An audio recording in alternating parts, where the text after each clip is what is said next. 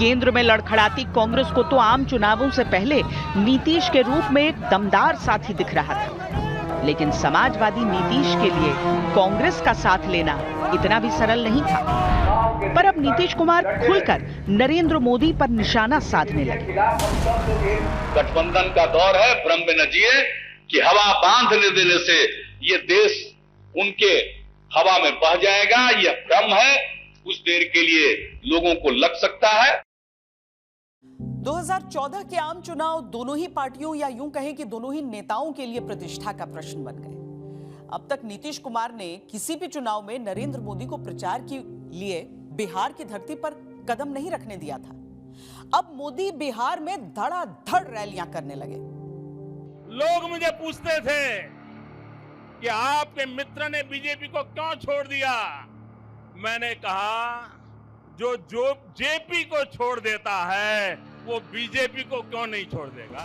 गांधी मैदान में उपस्थित यूं तो रैलियों में उमड़े जन सैलाब को दरकिनार करने की भी कोशिशें हुई, लेकिन जब नतीजे आए तो जनादेश सामने था। एनडीए ने 40 में से 31 सीटें जीती, जिनमें 22 सिर्फ बीजेपी ने जीती। नीतीश के जेडीयू को मिली केवल 2 सीटें और आरजेडी ने हासिल किए 4।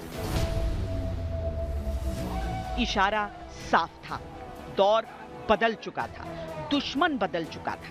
15 साल पहले किसी से भी हाथ मिलाने की कीमत पर लालू को उखाड़ फेंकने के इच्छुक नीतीश के निशाने पर अब नरेंद्र मोदी थे।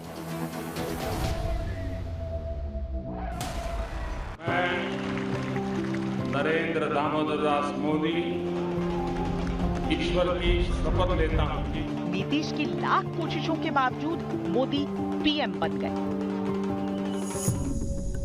जिस तरह कभी लालू से पहली बार चुनाव हारने के बाद नीतीश राजनीति से ही कटने लगे थे, इस हार के बाद उनकी प्रतिक्रिया कमोवेश वैसी ही रही। नरेंद्र मोदी अपनी विजय यात्रा के तौर पर वाराणसी के दशाश्वमेध घाट पर भगवान विश्वनाथ की पूजा अर्चना कर रहे थे, जब नीतीश ने मुख्यमंत्री पद से ही इस्तीफा दे दिया।